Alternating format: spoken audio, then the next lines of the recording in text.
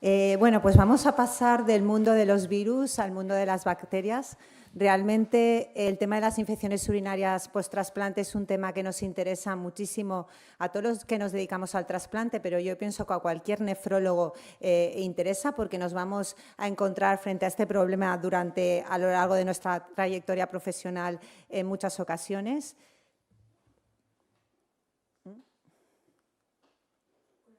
Con el ratón, vale. Con el ratón. Vale.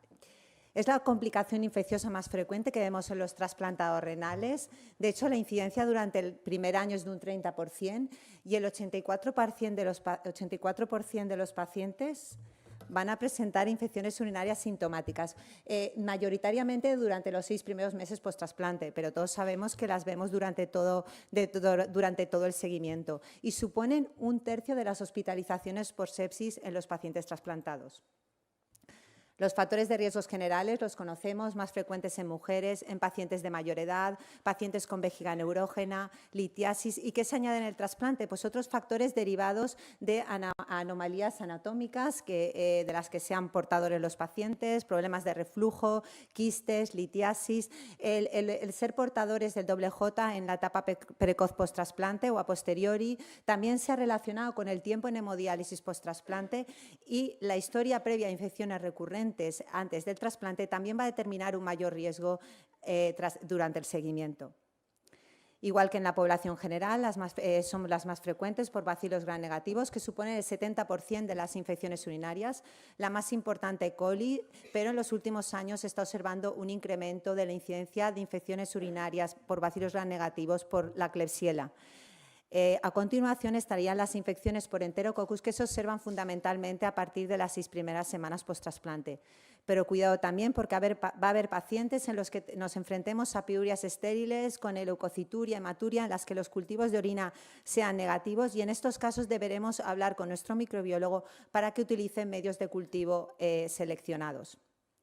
Y lo que nos preocupa, nos lleva locos en la consulta de trasplante, en las salas de hospitalización, son aquellos pacientes que tienen las infecciones urinarias recurrentes, que tienen una incidencia entre el 5 o 30% durante el primer año post-trasplante y se definen como los pacientes que tienen durante el primer año al menos 3 episodios o durante 6 meses tienen al menos 2 episodios de infección urinaria. Los factores de riesgo, evidentemente, son los mismos que he mostrado anteriormente. Sí que se ha visto que para la recurrencia, aquellos pacientes que han recibido tratamiento de bacteriurias asintomáticas con antibiótico o han padecido enfermedades por cetomegalovirus o retrasplante van a tener un mayor riesgo. ¿Y cómo se produce? ¿Qué mecanismos se han implicado en el desarrollo de estas infecciones urinarias recurrentes? Por un lado, inoculaciones por diferentes bacterias del tracto urinario inferior, que como veremos luego pueden venir de la zona intestinal hasta la zona vaginal y posteriormente llegar a vejiga, reservorios que se crean en quistes a nivel de los órganos, que pueden producir infecciones repetidas por la misma bacteria y también comunidades bacterianas que se establecen de forma intracelular que también van a producir infecciones bacterianas recurrentes por el mismo germen en el mismo paciente. Siempre debemos buscar la etiología en nuestros pacientes que tienen infecciones urinarias recurrentes y para ello en muchas ocasiones vamos a necesitar la ayuda de los urólogos. Debemos descartar que los pacientes tengan residuo posmiccional, una exploración ginecológica, descartar cistocele, la hiperplasia de próstata. Una intervención tan sencilla como una intervención de fimosis puede evitar que nuestro paciente siga teniendo infecciones urinarias de repetición. También requeriremos de pruebas más específicas como estudios urodinámicos o cistografía. Por todo ello es fundamental que recurramos a comunicarnos con el urólogo para tratar entre todos de establecer la etiología de las infecciones. ¿Y por qué es tan importante saber intentar encontrar la causa, aunque en muchas ocasiones no vamos a llegar? Porque estas infecciones urinarias recurrentes van a tener un impacto negativo tanto en la supervivencia del injerto como la del paciente. Aquí os muestro un estudio americano con una serie amplia de pacientes en los que observaron cómo cuando comparaban pacientes que no presentaban infecciones urinarias, pacientes que habían tenido alguna infección urinaria pero no de forma recurrente y pacientes que tenían infecciones urinarias de repetición, había un impacto negativo, como podéis ver, tanto en la supervivencia del injerto como en la del paciente. ¿Y cómo vamos a afrontar el tratamiento de las infecciones urinarias post-trasplante? En primer lugar, me gustaría hablar, y es un tema yo creo que es de especial interés, el tema de las bacteriurias asintomáticas. Y en el año 2015, el grupo GESITRA, en sus recomendaciones, establecía que solamente se debería tratar las bacteriurias asintomáticas cuando éstas se producían en el periodo precoz post-trasplante. Posteriormente, las guías americanas en el año 2019 insistían en el tema. No se deberían tratar las bacteriurias asintomáticas más allá de los 2 primeros meses post-trasplante. ¿Y por qué? Aquí os muestro un estudio multicéntrico europeo en el que analizaban 2 grupos de pacientes en los que se trataban las bacterias asintomáticas con antibiótico y pacientes, un grupo control, en las que no se realizaba esta antibioterapia. Y que observaron, después de un seguimiento de 1 año, no observaron que el haber recibido tratamiento antibiótico los pacientes que estaban en el grupo terapéutico reducía el número de infecciones sintomáticas. Como veis, el número de infecciones sintomáticas fue similar en los 2 grupos. Pero es que no hubo mayor porcentaje de pielonefritis, ni mayor porcentaje de admisiones, ni mayor número de episodios sintomáticos en el grupo que no había recibido tratamiento.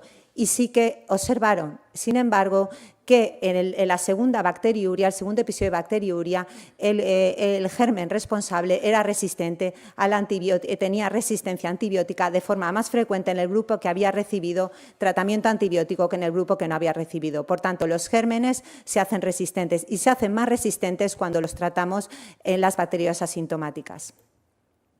¿Y hay alguna excepción para tratar la bacteria asintomática tras el trasplante? Como he dicho, en el periodo precoz post-trasplante también podemos tratar, y de hecho lo hacemos cuando hay un deterioro de función renal, tenemos una infección urinaria asintomática. En estos casos podríamos tratarlo, que en principio yo creo que es lo que hacemos con mucha frecuencia, en casos de neutropenia grave y también en casos en los que vayamos a hacer un procedimiento endoscópico urológico con agresión de la mucosa. En estos casos se recomienda tratarla, pero se puede utilizar tratamiento con un curso corto de 1 o 2 dosis solamente. En relación al tratamiento, las distintas guías que hay en cuanto a la cistitis, digamos las infecciones urinarias más bajas en los pacientes trasplantados, recomiendan iniciar con cefalosporinas de 3ª generación, amoxicilina, clavulánico o quinolonas. Todo va a depender mucho el tipo de tratamiento que establezcamos de la historia epidemiológica de nuestro paciente. Tenemos que revisar siempre los cultivos previos del paciente, así como de las características epidemiológicas locales de la zona donde estamos. Es importante establecer conexión con el servicio de microbiología, que nos va a decir el grado de resistencia que hay en el área donde nos encontramos. La nitrofurantoína podría ser una opción, aunque no está recomendada en pacientes con filtrados menores de 30. Y importante, la fosfomicina la deberíamos reservar para las bacterias multiresistentes, porque la vamos a necesitar. Actualmente no está recomendado para pacientes trasplantados el tratamiento en monodosis o tratamiento de 3 días. Y el catéter J que se implanta en la cirugía del trasplante se debería retirar antes de las 4 semanas. De hecho, hay varios artículos actualmente en la literatura que están planteando su retirada antes de las 2 semanas post-trasplante. ¿Y qué pasa con las infecciones urinarias complicadas? De nuevo, insistir en la importancia de informarnos de la historia clínica y epidemiológica del paciente, y vamos a tratar según la gravedad y los antecedentes del paciente.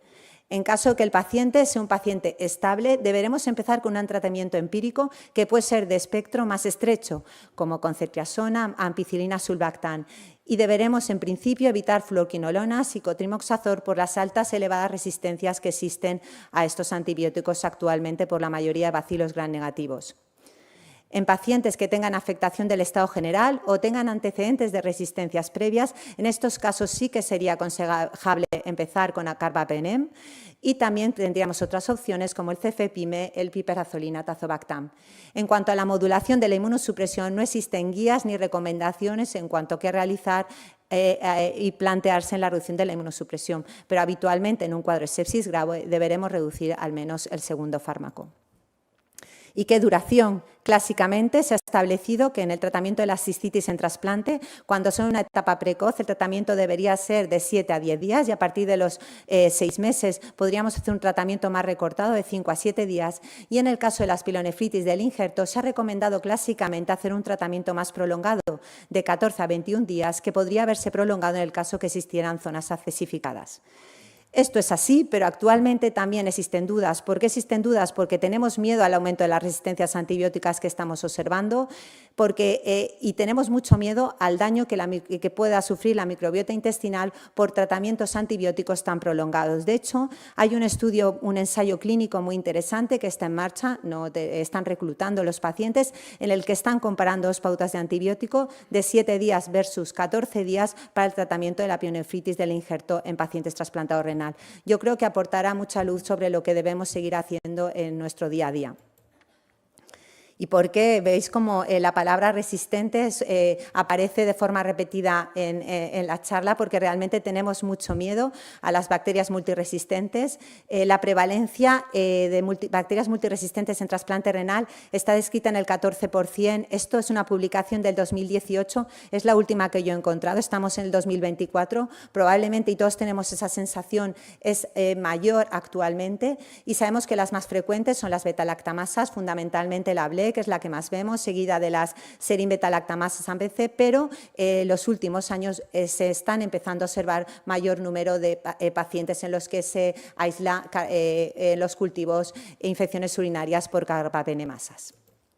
Y fijaos, este trabajo es un trabajo antiguo, pero me parece muy interesante, es un trabajo español en el que analizaban dos cohortes de pacientes, una cohorte era analizada del 2002 al 2004 y la otra de 2011 al 2013. ¿Y qué observaron? Pues fijaros, por un lado miraron cómo iban cambiando las características, los gérmenes aislados. Fijaros que sí que el coli, la sensación que podemos tener, se reducía en la segunda cohorte y aumentaba presencia la Klebsiella y la Pseudomonas, pero lo que es muy interesante, en la primera cohorte la tasa de resistencia era de un 44%, que ascendía a casi el 68% entre el 2011 y 2013. Estamos hablando de hace 11 años, o sea, probablemente estas cifras actualmente sean mucho mayores. Pero no hay estudios en los que hayan analizado estas etapas de forma similar. Y bueno, aquí os he hecho un cuadro a modo de resumen con la combinación de las recomendaciones del grupo GESITRA y de las guías americanas de trasplante para ver qué hacemos con las infecciones bacterianas multiresistentes. En infecciones no graves, en principio se recomienda empezar con fosfomicina. ¿Os acordáis que os decía reservar la fosfomicina? Porque la vamos a necesitar.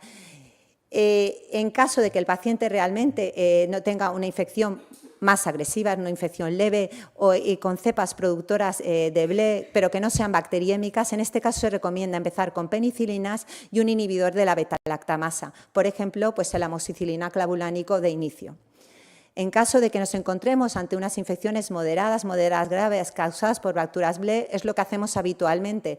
Utilizamos carbapenem, en concreto ertapenem, una vez descartado que no se trata de una pseudomonas, y se debe considerar la infusión prolongada del antibiótico. Hablamos de otras, como son las infecciones graves por gérmenes productoras de carbapenemasas. Aquí se recomienda la combinación de dos grupos de antibióticos, bien colistina, teligeciclina, aminoglucósido, fosfomicina y carbapenem.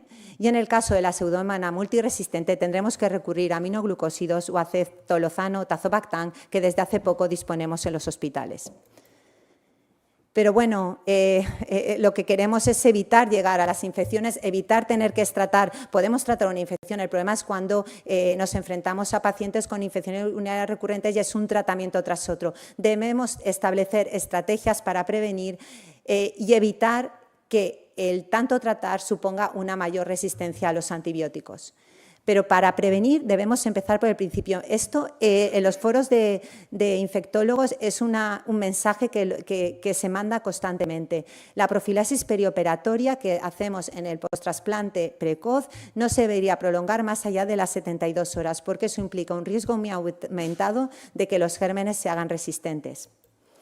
Además, se recomienda, como hacemos todos habitualmente, la profilaxis del neumocitis giroveiche con trimetrofil sulfametosazol durante 6 meses, que puede tener cierto efecto protector frente a infecciones bacterianas, si bien sabemos que muchas de las cepas actuales que nos producen las infecciones urinarias son resistentes a cotrimoxazol. Y por otro lado, un tema que ya he mencionado previamente, limitar el catéter doble J a las 4 semanas post-trasplante. Se plantea la posibilidad de reducirlo a 14-21 días. No somos nosotros los que extraemos el doble J, luego ahí estamos muy condicionados por la actitud y la colaboración de los urólogos para su retirada. Y en el caso de que el paciente tenga una infección y sea portador de doble J, deberíamos insistir en su retirada. Estas son las medidas que deberíamos establecer de inicio. Vamos a abordar otro tipo de medidas y de tratamientos que podrían ayudarnos a manejar este tipo de pacientes. Por un lado, las medidas higiénicas, no por más obvias, menos importantes. Pensamos que los pacientes se lo saben y muchas veces no se lo saben y debemos en las consultas decírselo a los pacientes, que deben hacer misiones frecuentes cada 2 o 3 horas, que tienen que tener una limpieza adecuada a las mujeres de delante a atrás, evitar las duchas vaginales, evitar el estreñimiento y llevar ropa ajustada, vaciar la vejiga tras cada micción y la importancia de asegurarse una ingesta hídrica adecuada. Os recomiendo que se la digáis porque os sorprenderéis de que muchos pacientes no lo tienen tan claro. Y bueno, clásicamente lo que se ha utilizado es la profilaxis antibiótica. En el año 2004 una revisión del Cochrane pues dijo que sí, que realmente era eficaz y que podía disminuir la frecuencia de infecciones urinarias. Sí que es verdad que en estudios posteriores no se vio que en pacientes de mayor edad fuera tan eficaz. Las pautas que utilizamos, pues bueno, son las que utilizamos todos en la consulta, pues o bien con trimoxazol, cada vez más resistente, cefalexina, fosfomicina, que actualmente es la más recomendada en los distintos foros de infecciosas, y la nitrofurantoína, yo os la pongo tachada porque en España está desautorizada por la Agencia Española por toxicidad importante a nivel pulmonar y hepática. La duración debería ser de 6 a 12 meses y la que sí que está muy indicada es aquellas mujeres en las que tengan infecciones urinarias tras las relaciones sexuales. Ahí sí que estaría muy recomendada la profilaxis poscoital. Pero ¿qué pasa con la profilaxis antibiótica? Que da síntomas gastrointestinales a los pacientes, que bueno, parece un mal menor.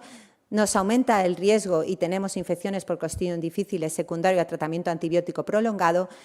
La candidiasis, muy molesta en las mujeres, es un tema que enseguida, cuando llevan un tratamiento antibiótico prolongado, empiezan a quejarse y, por supuesto, de nuevo las resistencias. Y aquí os muestro un estudio en el que analizaban 2 grupos de pacientes, un estudio canadiense. A un grupo se le daba profilaxis antibiótica y al otro grupo no se le daba tratamiento antibiótico y que observaron que durante 12 meses que hicieron de seguimiento, el grupo al que se le había dado profilaxis antibiótica tenía más riesgo de desarrollar resistencia al antibiótico que había estado recibiendo. Pero no solamente esto, es que hacía resistencia a más antibióticos, a mayor número de antibióticos que aquellos pacientes que no habían recibido la profilaxis antibiótica. Por tanto, de nuevo, cuidado con la profilaxis antibiótica porque nos va a aumentar el número de resistencias en unas circunstancias actuales con un porcentaje muy elevado de gérmenes multiresistentes.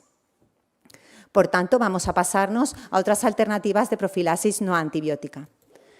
Por un lado, vamos a tener profilaxis no antibiótica que va a actuar es anticolonización, es decir, va a evitar, lo que pretende es evitar que las bacterias colonicen la vejiga. Tenemos los estrógenos tópicos. Sabéis que las mujeres en relación con la menopausia se produce una caída de estrógenos y esto inhibe el crecimiento del lactobacillus, que es el germen principal en la microbiota vaginal femenina y que tiene un papel muy importante al tratar de mantener el pH ácido vaginal y prevenir así la colonización de uropatógenos. Por tanto, si nosotros damos estrógenos tópicos a las mujeres, podemos reducir este efecto inhibitorio. Es un tratamiento que no tiene efectos a nivel sistémico, que sí que puede producir cierta irritación y picor y, en algunos casos, algún sangrado puntual. Las últimas guías europeas publicadas hace muy poquito, el año pasado, guías europeas urológicas de infecciones, la recomiendan con una recomendación fuerte el uso vaginal de estrógenos en mujeres posmenopáusicas para prevenir las infecciones urinarias. Y aquí os muestro un metaanálisis chino en el que analizaron los distintos estudios que había en los que se había utilizado estrógenos vaginales para la protección de infecciones urinarias y observaron que comparado con el placebo, realmente el tratamiento con estrógenos vaginales reducía de forma importante el número de infecciones vaginales y no solo eso, conseguía el objetivo, que era al permitir el crecimiento de lactobacilos permitía reducir el pH vaginal, lo cual evitaba la colonización de patógenos.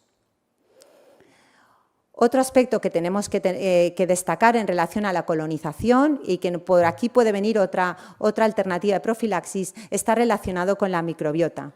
Sabemos los impactos que puede tener la microbiota intestinal sobre el desarrollo de las infecciones urinarias.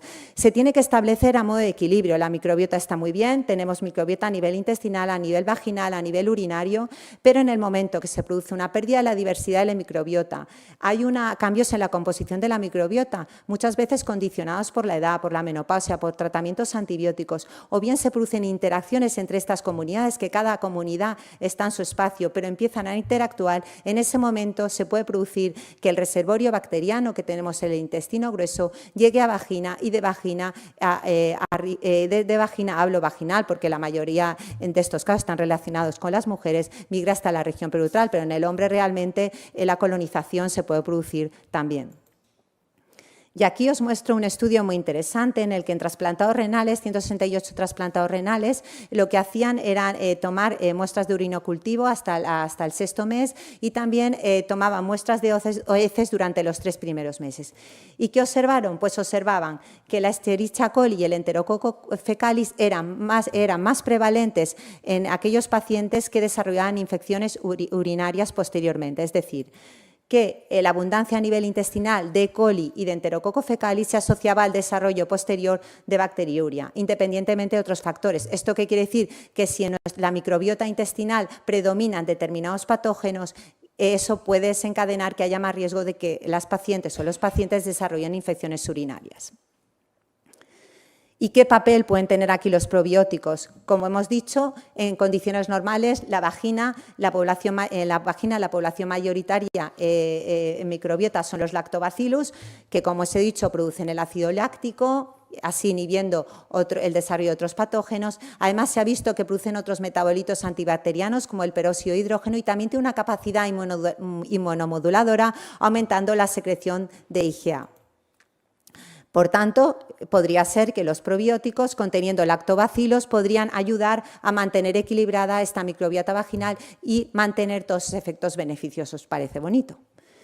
¿Qué nos dice la literatura? Pues realmente hay 6 metaanálisis, 3 que dicen que sí, que podrían prevenir las infecciones urinarias de repetición y 6 pues que no aportan beneficio. ¿Y qué nos dice la revisión de Cochrane? Pues en el año 2015 realmente revisaron este aspecto y no encontraron beneficios significativos comparados con placebo en relación a su toma. Pero sí que es verdad que decían que los estudios eran muy pequeños y que no se podían sacar conclusiones claras. Las guías urológicas de urología infecciosa recientemente publicadas también iban en el mismo sentido, pero bueno, se comentaba que sí que se podía asesorar a las pacientes, principalmente mujeres, a su toma, pero que sí que se debería aconsejar que hay ciertas cepas que sí que podrían tener mayor eficacia a la hora de prevenir las infecciones. Por tanto, los probióticos estamos un poco estancados. Yo creo que es un tema que estamos evolucionando. No sabemos si se van a hacer… progresivamente tú entras en Internet y ves cada vez más presentaciones. No sabemos bien la dosis adecuada, la frecuencia, el tiempo de administración, el tipo de administración, si en cápsulas o vaginal en las mujeres. Sí que parece que la administración en supositorios vaginales podría ser más eficaz y bueno, yo creo que en los próximos años lo iremos viendo. Y si hablamos de microbiota, tenemos que hablar del trasplante de heces. Sabéis que el trasplante de heces se ha convertido en el tratamiento al que se puede recurrir en el caso de un clostridium difficile recurrente. Se trata de transferir heces de un donante sano al colon de un paciente. Se puede hacer mediante colonoscopia, mediante sonda nasogástrica o mediante cápsulas fecales. El objetivo va a ser repoblar el intestino del paciente con un microbioma sano que podría competir con bacterias patógenas. ¿Pero qué pasa? Pues bueno, que realmente se necesitan donantes sanos con un cribado muy específico y bueno, pues en un futuro que yo creo que llegará, realmente pues habrá bancos de heces con distintos tipos de donantes. Y todavía existen ciertas dudas sobre los riesgos que podrían asumirse en pacientes inmunodeprimidos. Pero bueno, os muestro aquí un paciente al respecto, un caso Es un caso alemán, porque en la literatura creo que había otro, he puesto uno porque no me da tiempo, pero bueno, que es puntual. Pero es un caso muy interesante, una mujer de 50 años que estaba en triple terapia, había tenido, pues bueno, como podemos tener en la consulta, colis multiresistentes de repetición, había llevado profilaxia, había llevado arándanos y bueno, entonces esta mujer le someten un trasplante fecal 2 días consecutivos y tras 84 días de seguimiento la paciente no ha vuelto a tener una infección urinaria. Pero lo que llama la atención, que me parece muy interesante, es que realmente cuando analizan los patógenos, las características del microbioma de las heces y de la orina, fijaos en la orina. En la orina pasa de 8,3% de enterobacterias, que se ven aquí, son estas marroncitas, a los 84 días al final del seguimiento, prácticamente inexistente. Por tanto, realmente el trasplante de heces fue eficaz y probablemente por eso no han vuelto a aparecer las infecciones urinarias. Es una línea interesante y yo creo que en los próximos años va a dar mucho que hablar.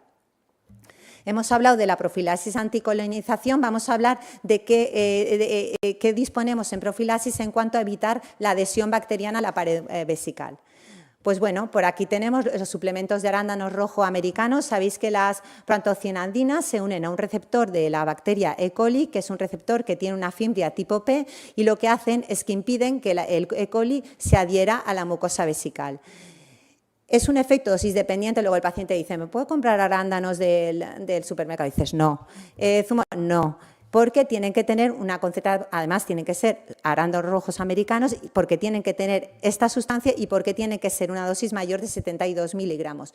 Entonces, bueno, pues hay que insistir a los pacientes y es una terapia que no es compleja. Ahora veremos qué resultados hay al respecto. Y luego, también como tratamiento antiadhesivo tenemos la demanosa, que también tiene un efecto similar. Lo que pasa es que actúa bloqueando un receptor, la fimbria tipo 1, que también va a impedir que se adhiera el coli a la mucosa vesical.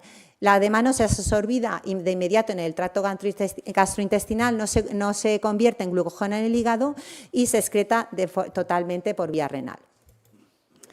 Aquí mostrar que hay un estudio randomizado, un estudio publicado en nefrología recientemente de Belviche, en el que analizaban si el uso combinado podía aportar beneficios y bueno, ellos es que es un seguimiento muy cortito de 3 meses, yo creo que probablemente si lo prolongan quizás ven algo o no y no encontraban diferencias en usar los suplementos rojos de arándanos solo o en combinación con la demanosa. Pero bueno, en las revisiones de la literatura que se ha visto, pues bueno, en relación al suplemento de arándano rojo americano, Cochrane ha hecho una revisión el año pasado y sí que recomienda su uso en pacientes con infecciones urinarias de repetición. Con la demanosa les faltan estudios, dicen que falta evidencia y faltan estudios con N más importante.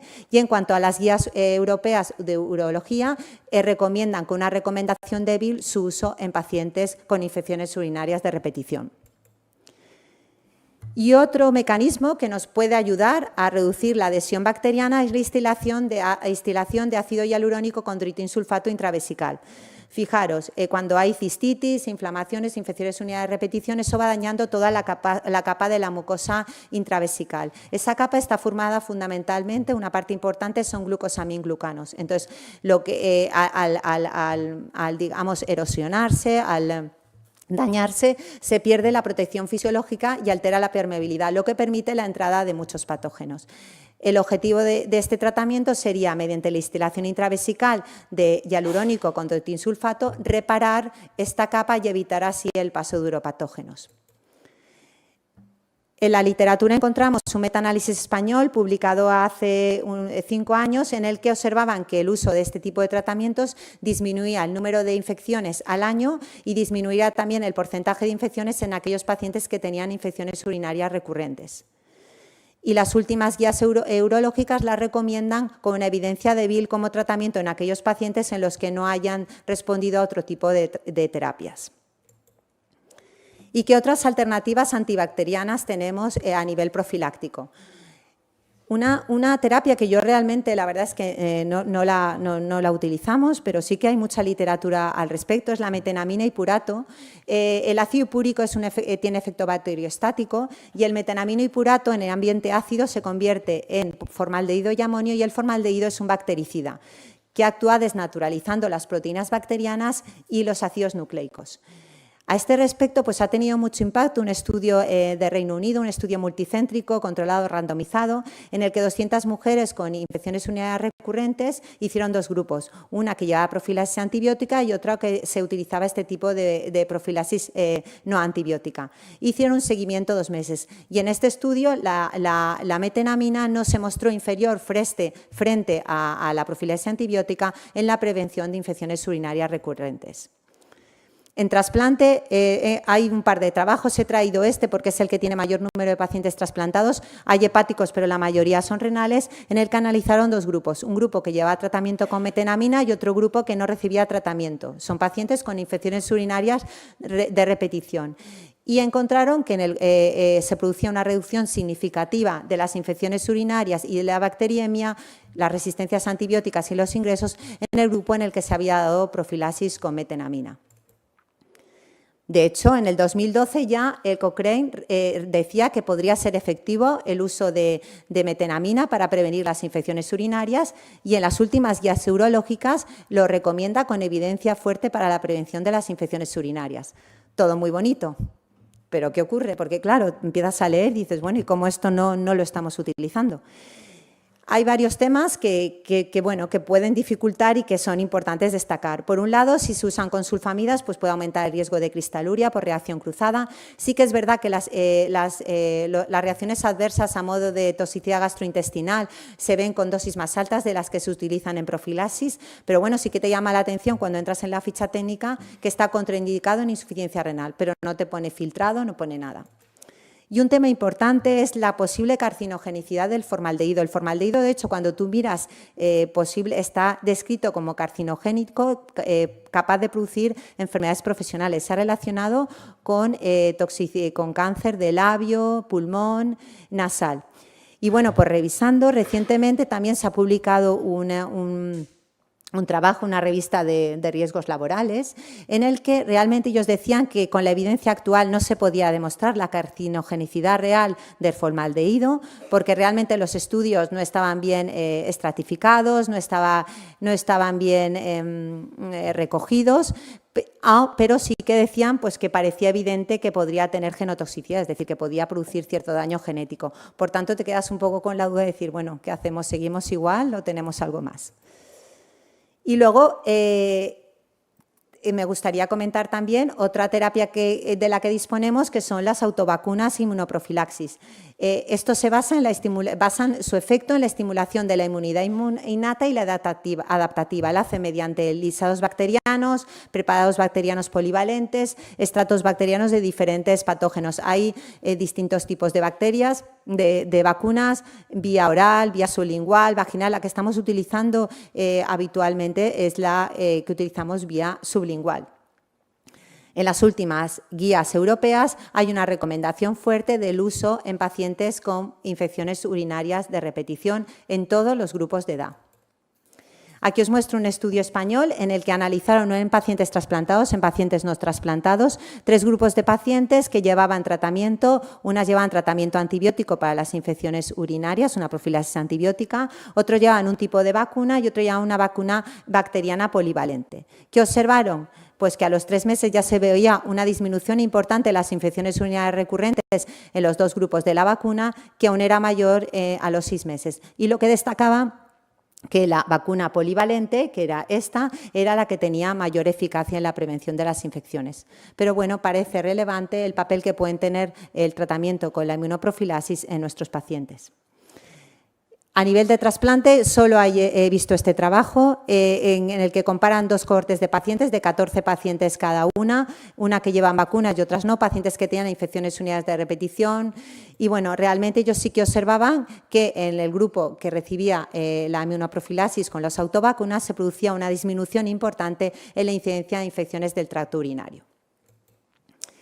Y ya, para ir acabando, me gustaría comentar algo sobre los bacteriófagos, que esto, bueno, por lo menos a mí, pues no es un tema en el que yo esté al día y que todavía no lo disponemos en la práctica clínica habitual.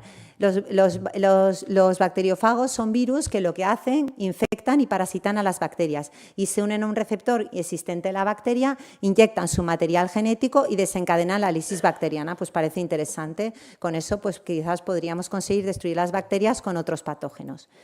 ¿Qué problema tenemos? Pues que cada fago es específico de un determinado género o especie bacteriana. El miedo, bueno, la posibilidad de que nuestro sistema inmuno lo reconozca y diga esto no y lo ataque o crea anticuerpos neutralizantes frente a los fagos, las dudas de los efectos sistémicos que puede tener la lisis bacteriana y también el riesgo de la transmisión genética. Pero bueno, yo os traigo un caso aquí que también es sorprendente. Es una paciente trasplantada de 70 años que de un trasplante patorrenal con infecciones de repetición, en este caso por Klebsiella pneumoniae multiresistente, y a esta paciente que había tenido múltiples infecciones se le hace un tratamiento con cóctel de 3 fagos. He dicho que además tienen que ser cada fago específico para cada género bacteriano. Durante 4 semanas, 2 veces al día intravenoso, que es un tratamiento importante. Y bueno, pues ¿qué consiguen? Que hasta los 280 días posteriores a la infusión del fago, la paciente no hizo ninguna infección urinaria y la primera que hizo fue por un germen no multiresistente. ¿Qué nos viene? Pues están en estudio nuevas vacunas que van dirigidas a la adhesión bacteriana, vacunas contra las toxinas bacterianas para provocar la deprivación de nutrientes, y también hay un estudio en marcha con terapia vaginal en láser. Es un ensayo clínico que todavía no tenemos resultados. Y ya para concluir me gustaría dejar una serie de mensajes en relación al tratamiento. Importante, aquí veo mucha gente joven, es fundamental. Revisar la historia epidemiológica del paciente y las características epidemiológicas locales a la hora de apartar el tratamiento antibiótico. No tratar la bacteriuria sintomática a partir de los 2 meses post-trasplante. Nos cuesta y nos ha costado porque realmente es complejo, pero bueno, también tendremos que individualizar en cada paciente, pero debemos tener esta idea en nuestra cabeza. Muy importante, evitar el uso de antibióticos de amplio espectro en cuadros leves. Se abusa de los carbapenes en el tratamiento de las infecciones urinarias cuando ingresan los pacientes con mucha frecuencia. Desde urgencia mismo ya se inicia el tratamiento antibiótico. Y queda por definir, como hemos visto, los ajustes que pueda haber en la duración del tratamiento antibiótico.